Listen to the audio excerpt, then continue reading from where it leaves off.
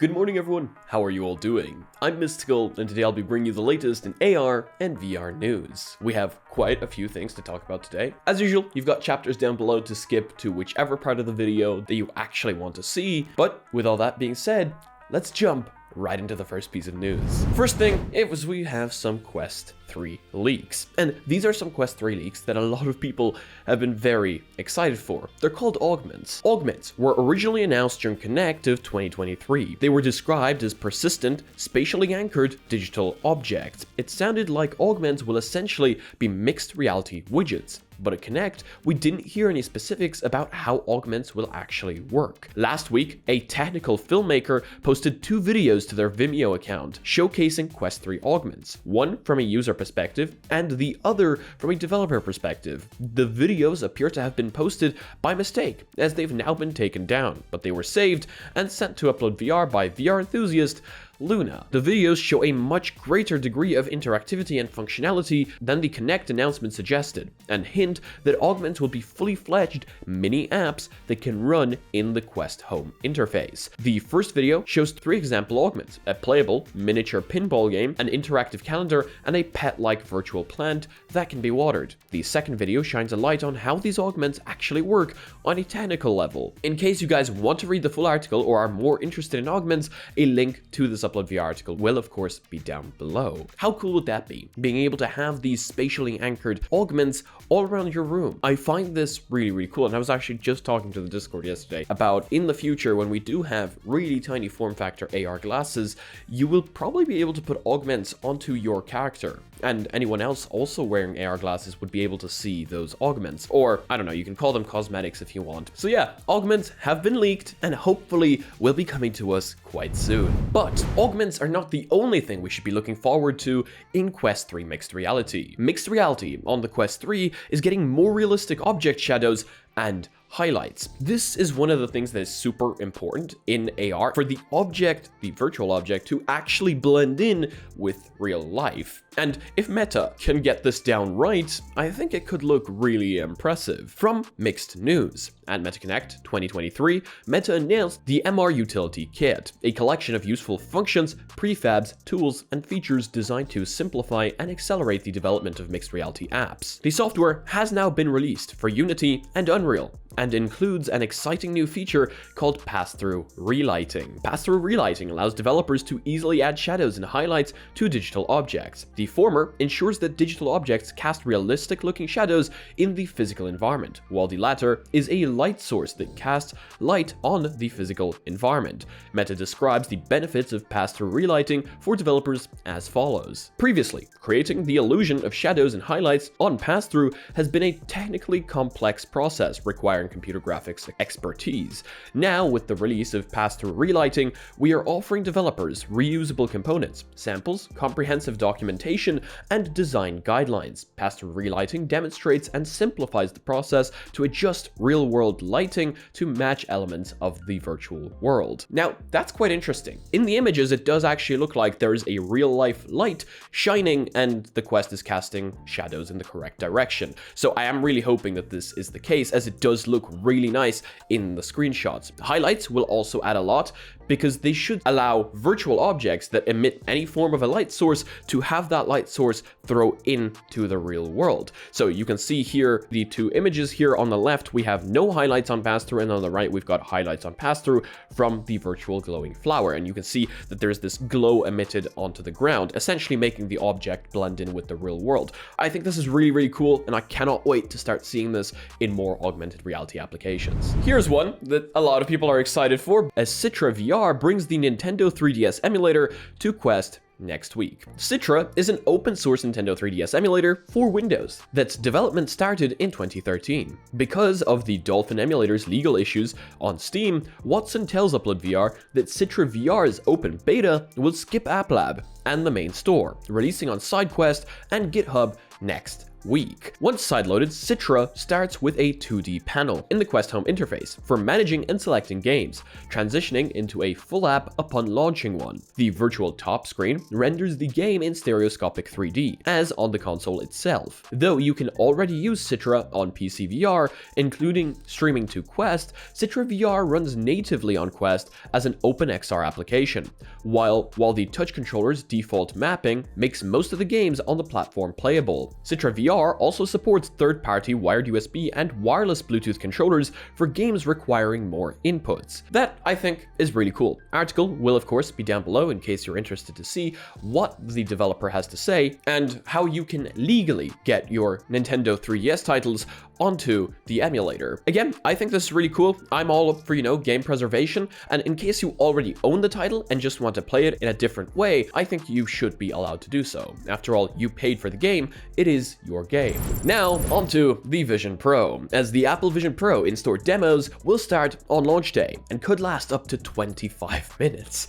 That's quite a while for a demo before they actually set it up on you. Get the right strap, get the right facial interface, since they do want to be doing that, it seems. They do have different sizes of all these adjustments. It's going to take a while. So realistically, I do wonder how much time you're actually looking at. Today, Bloomberg's Mark Gurman, who reliably reported many details of the upcoming headset before it was officially revealed or even acknowledged to exist by Apple, has more details on Apple's in-store demo plans. Gurman reports that actual demos will start on launch day, not just signups. The biggest Apple stores will have a dedicated area for the demos, he writes, with more than a dozen demo units available at a time. That's actually really impressive. Having more than a dozen demo units available at a time. Is this in one store? Because if you're going to want to move around and do stuff in virtual reality, having 12 headsets in one store, I can see issues, even though I'm sure Apple has thought about that part. Either way though, I do think offering up demos is quite important, and a nice benefit of this, I can only imagine, is going to be the fact that we're going to see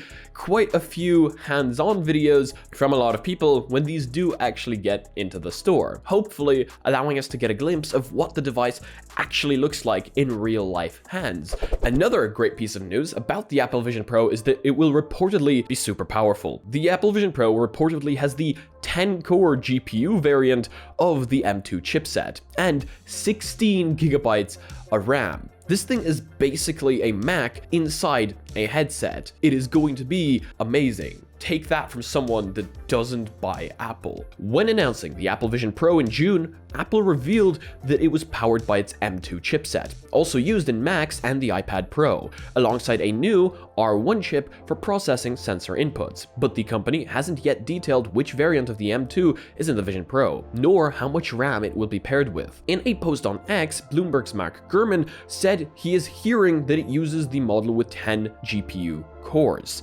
That should make the Vision Pro's GPU at least 50% more powerful than even the overclocked Adreno 740 and Qualcomm's new Snapdragon XR2 Plus Gen 2. Separately, MacRumors reports that it found references to Vision Pro having 16 gigabytes of RAM in Apple's Xcode IDE. That would be double the RAM of the Meta Quest 3 and 33% more than the Meta Quest Pro. When all specs are taken into account, developers should be able to deliver much higher fidelity experiences on the Vision Pro than they can on a Quest 3 or any other upcoming competitor, closer to PC VR than ever before in a standalone headset. If Apple does give us controllers, I can see some absolutely incredible games coming out for the Vision Pro. Currently, what I'm getting here is Apple isn't necessarily trying to sell this thing for gaming, at least half as much, since, controllers are a pretty big part of gaming. Even when we get the ability to use our hands in games, while I might sometimes do that, and for some games it really does just work,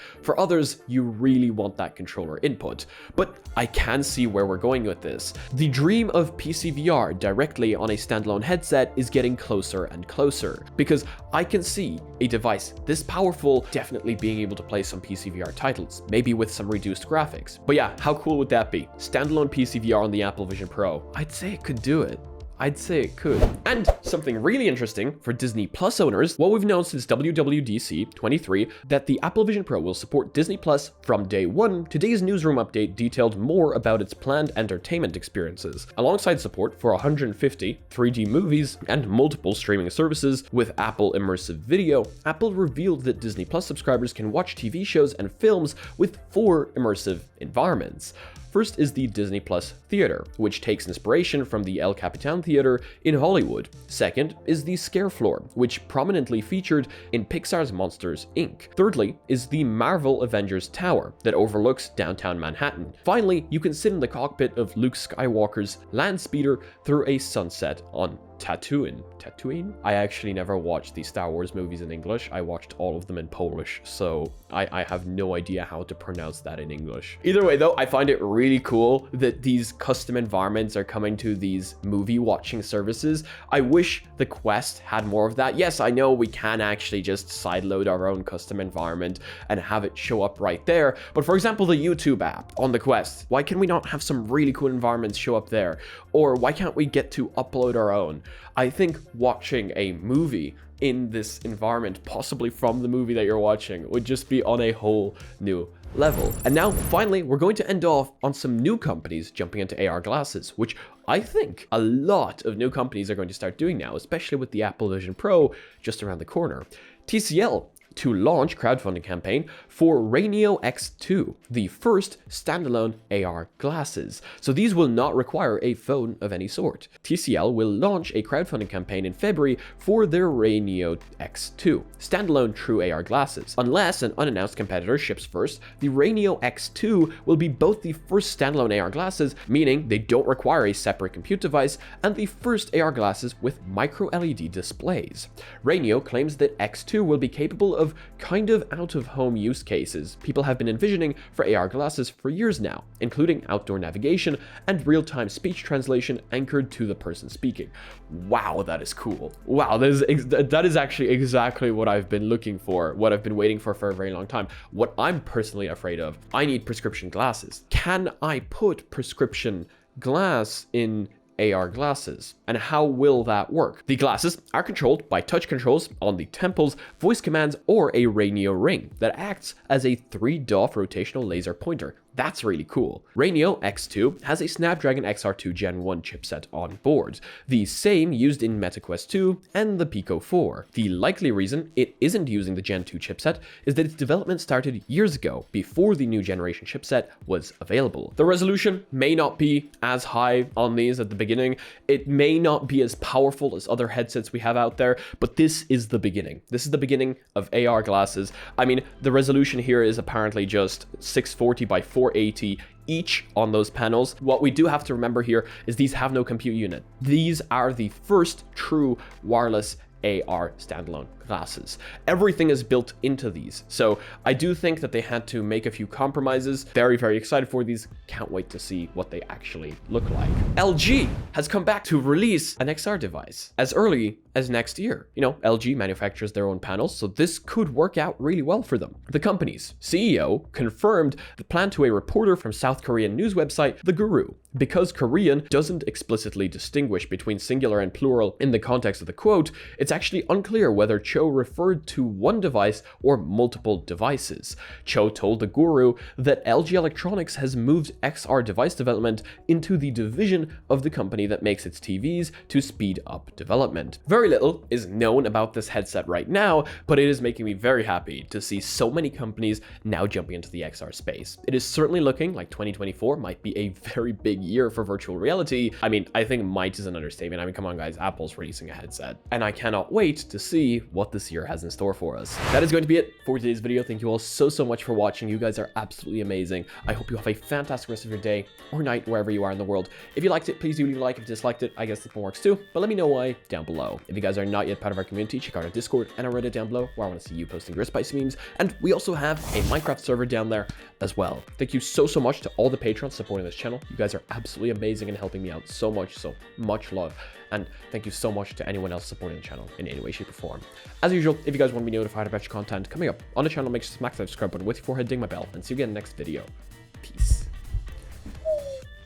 You know the way we found out a few days ago that the headlights were falling out of my car because I ran out of Loctite? Well, we're here now. It's 16 minutes past midnight. Because, you know, this is the reasonable time reasonable adults are awake at. And we're here to pick up my Loctite. And these things are really cool. They will straight up just give you your package just like that. Now time to walk home.